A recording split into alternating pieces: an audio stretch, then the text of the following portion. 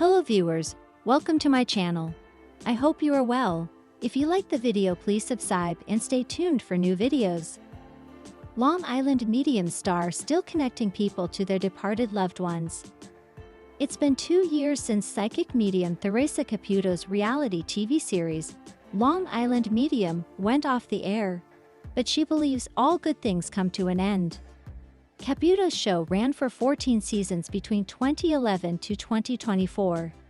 These days, she's still at work, developing new projects, recording her podcast, Hey Spirit, and doing live shows.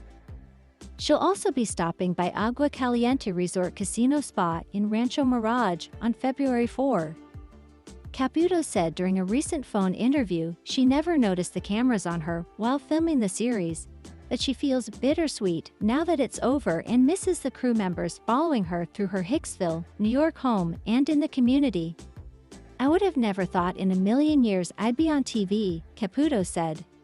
"During the pandemic, the silver lining for me was being able to start a podcast because I was still able to reconnect people with their departed loved ones, not only in the tri-state area, in my home or me going to their home, but all over the world."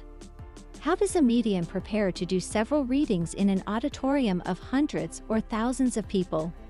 For Caputo, there's no difference between the two and said, "There's only so many souls I can channel and count on at one time." Amid the pandemic, she still walks out into the audience during her live shows and wears a mask. "I did not want to have to sacrifice my show, and wanted to do my show the way that I've always done it, in being able to reconnect people with their departed loved ones, even though they're in a room with hundreds of people," Caputo said. The practice of mediumship is popular with those who believe they can speak to the dead. But like many famous mediums such as Uri Geller, James Van Praagh, and John Edward, Caputo also faces skeptics presenting her with the same long-standing dilemma of proving her abilities amid accusations of deceit. In 2012, the James Randi Foundation awarded Caputo its Pegasus Award, an unflattering honor bestowed upon individuals labeled as parapsychological, paranormal, or psychic frauds. A year later, magician Criss Angel offered her $1 million on his TV show, Be Alive, to prove her abilities, and then upped it to $2 million. Caputo did not take him up on these offers. Ron Thibault, a private investigator and creator of the website Sifake.com, told Radar Online that Caputo is like a vulture preying on the most vulnerable. But Caputo said she's the first person to describe what she does as absolutely crazy, and understands people's skepticism, asking how a medium is able to communicate with someone who died. "At the end of the day, there was no way I could find these things out, figure these things out, or watch it," Caputo said. "Looking at their faces, I can physically feel how someone is feeling and a relief from whatever it may be. It's truly an honor to be able to do the work that I do."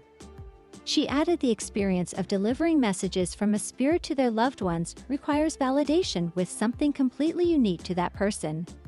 It could be an event that happened several years ago, something that happened after that person passed away, or what their loved ones are currently experiencing or struggling with. When asked about memorable experiences of doing readings in front of an audience, Caputo said, "They're all interesting, because of the common burdens and guilt people feel when a loved one passes away. The unique thing about the way I have a spirit validate their presence is they have to validate every healing message with something completely unique to that person," Caputo said. "That's why things are always so interesting, because they are things I wouldn't know and no way I could find out. Some of them are so out of left field the person has forgotten, and it might take them a moment to remember. It's impossible for a psychic medium to do a live reading for everyone in the theater," and Caputo says she asks the spirits to cooperate with her method of piggybacking before live shows. But even those who don't receive a reading describe watching her at work as life-changing. They'll go on to say they realized there were other people in the theater that needed to hear from their loved ones more than they did that night, Caputo said. "That statement just speaks on what I do. And it's much more than communicating with people that died. It gives us the faith and hope we all might be searching for, especially during these times."